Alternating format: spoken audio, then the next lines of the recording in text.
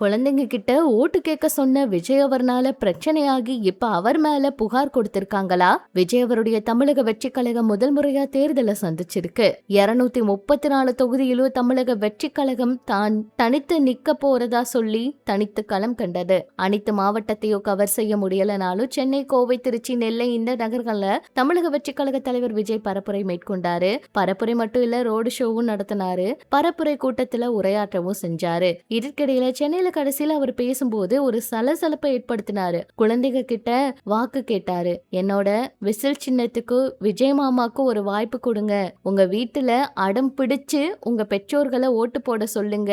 உங்க வீட்டு பெரியவர்கள் கிட்ட அடம் பிடிச்சு நம்ம விசில் சின்னத்துக்கு ஓட்டு போட சொல்லுங்கன்னு குழந்தைங்க கிட்ட கோரிக்கை வச்சாரு. பெற்றோர் கிட்ட அடம் பிடித்து தாவேகாவுக்கு வாக்களிக்க செய்ய வேண்டும்னு அவரு சொன்ன விஷயம் பெரும் கண்டனத்தை ஏற்படுத்தி இருக்கு. குழந்தைகள் கிட்ட விஜய் அவர் கோரிக்கை வச்சதை தொடர்ந்து குழந்தைகள் சமூக வலைதளங்கள்ல அழுதுகிட்டு பெற்றோர்கிட்ட அடம் பிடிக்கிறது மாதிரி வீடியோக்கள் வெளியாச்சு. இது ரொம்ப பெரிய கண்டனத்தை எழுப்பியிருக்கு. தேர்தல் ஆணைய விதிப்படி குழந்தைங்க தேர்தல் நேரத்துல இன்ஃபுளுன்ஸ் போன்றவற்றை செய்யக்கூடாது அப்படின்னு விதி இருக்கு. இப்படிப்பட்ட நேரத்துல விஜய் குழந்தைகள் கிட்ட கோரிக்கை வச்சது அவங்களுக்கு பெரும் தாக்கத்தை ஏற்படுத்தலாம். இந்த நிலையில பெற்றோர்கிட்ட அடம் பிடிச்சு நிறைய பேர் நீங்க விசிலுக்கு தான் ஓட் பண்ணணும்னு அழுது இருக்காங்க. கோவையிலேயும் இப்படி அழுததுனால அந்த பெற்றோர் மன உளைச்சலாகி புகார் கொடுத்திருக்காங்க விஜய் அவர் மேல.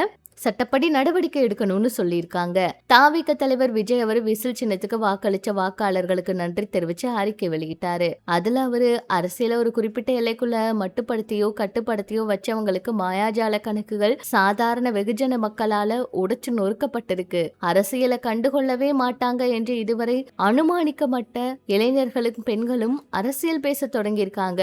அதிசயமோ அவசியமோ நிகழ தொடங்கிருச்சு. இது எப்ப இருந்து தொடங்கியதுன்னு நடுநிலை மனம் கொண்டோர் அனைவரும் உணர்வார். இத பெருமளவிலான குறிப்பிட்ட சதவீத வாக்குகள் வாக்குச்சாவடி பக்கமே வராம இருந்தாங்க.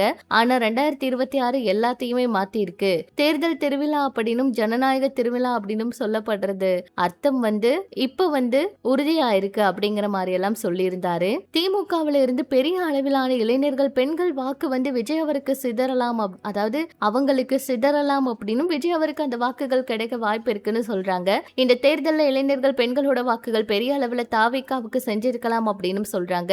மே 4ஆம் தேதி எல்லா வினாக்களுக்கும் பதில் கிடைச்சிரும் அப்படிங்கிறது குறிப்பிடப்பட்ட விஷயமா இருக்குங்க. இது பற்றி உங்களோட கருத்தை சொல்லுங்க. இன்னும் இது போல நிறைய தகவலை தெரிஞ்சுக்க நம்ம சேனல் கூட இணைச்சிருங்க.